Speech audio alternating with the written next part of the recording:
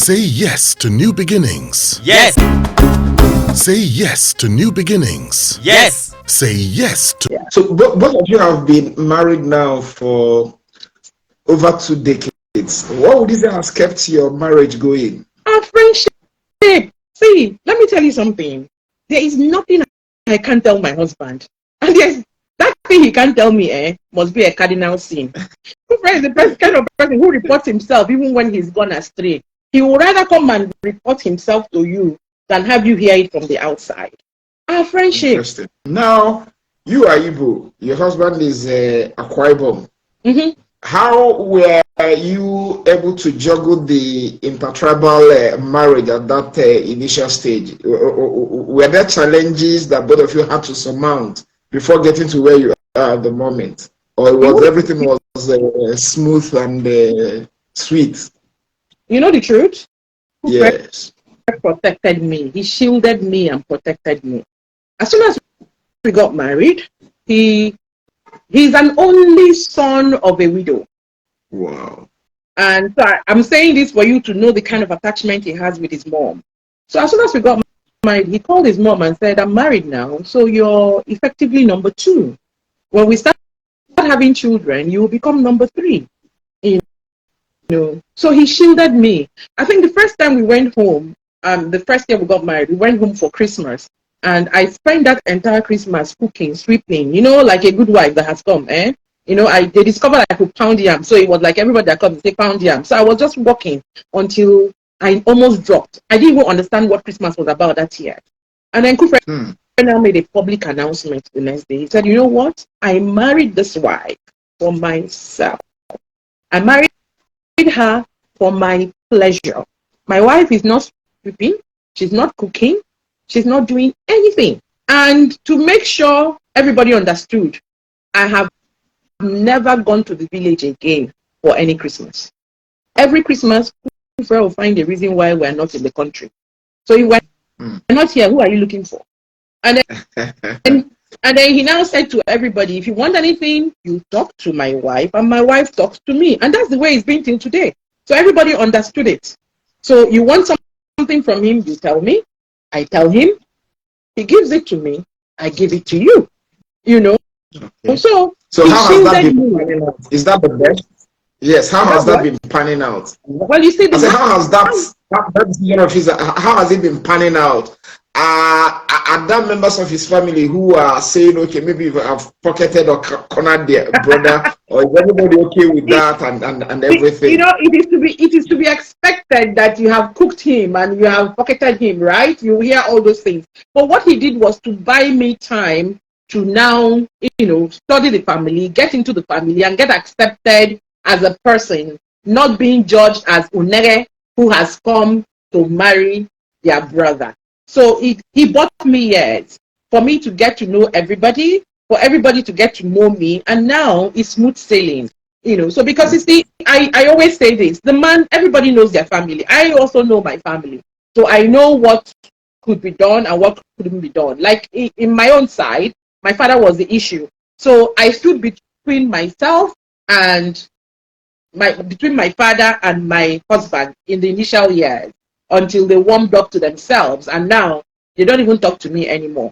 So I pushed him towards my mother, whom I knew would welcome him and then speak to her husband to also do the same thing. It's amazing now that my father doesn't even care about me. He's always talking about his son-in-law. No, that word is not used. It's my first son. That is the word now.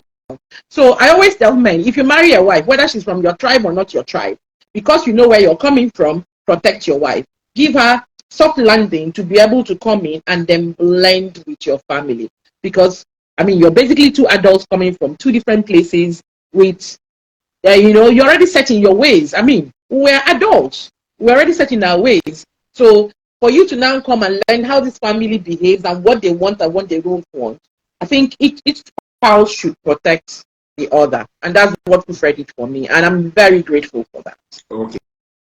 So does that mean that what you just said last is or could be tagged the panacea for to having a successful intertribal marriage? Or would you also like to add to that on how best to cope with intertribal marriages? You see, there's a way I live my life. I don't pigeonhole things. Okay. I don't see intertribal. I see that I fell in love with a man, a human being. I see that I get along with him. And I say to myself, so what's important to this man that I've chosen to stick around? You see, marriage is the only thing I know where you use your hand and choose your leader. So I used my hand and chose this man. So I asked myself, what's important to him? And I decided to make the things that are important to him important to me as well.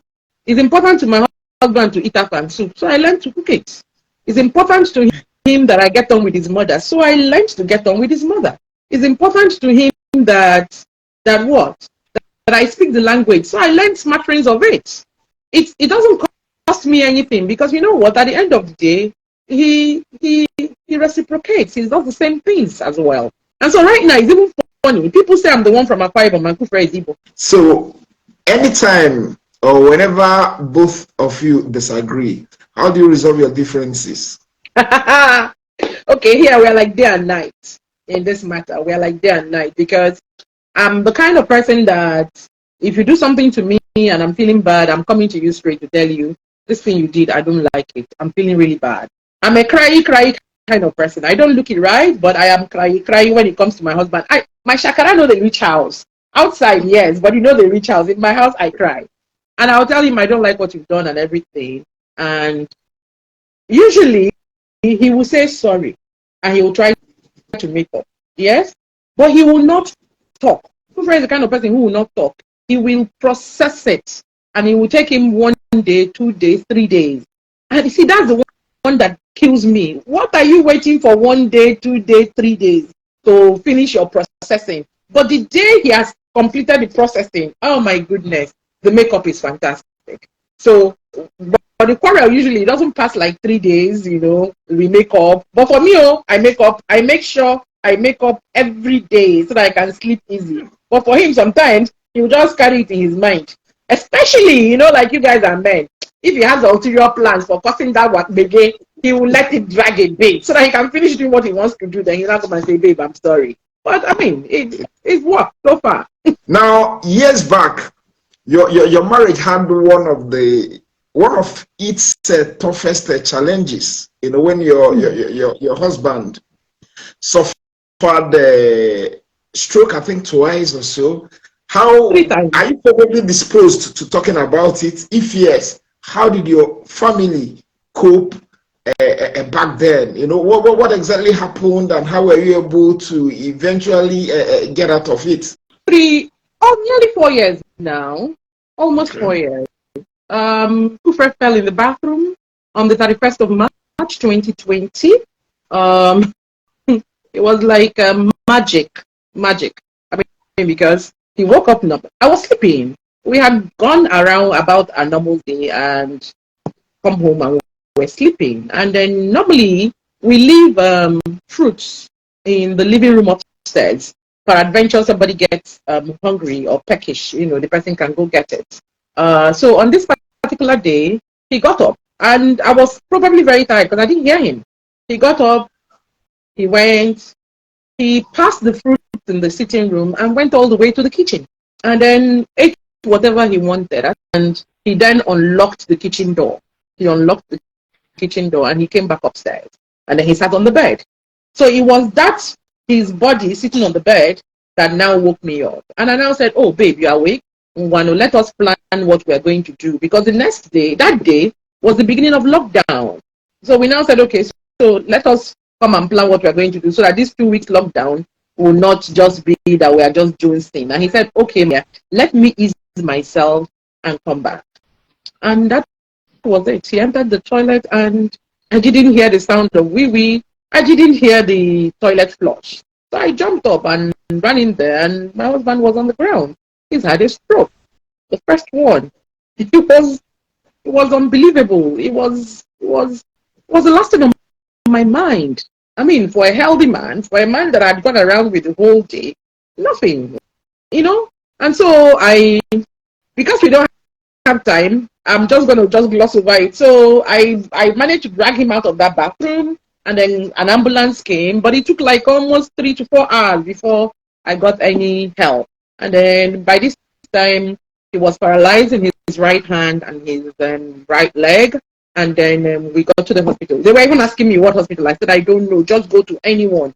I was thoroughly confused. It was, I mean, been married to Kufre forever, and he's never been ill. I'm the one who goes to hospital. My daughter and Kufre, they don't go to hospital. So to see Kufre lying down on the floor, that's almost lifeless. Only his eyes were moving, nothing else. It was amazing. Anyway, so that was the beginning of our long story. We started doing that one. I think 8 weeks into that stroke, he had another stroke, and the first one was ischemic, the second one was hemorrhagic. Then into that second one, we had all sorts of things.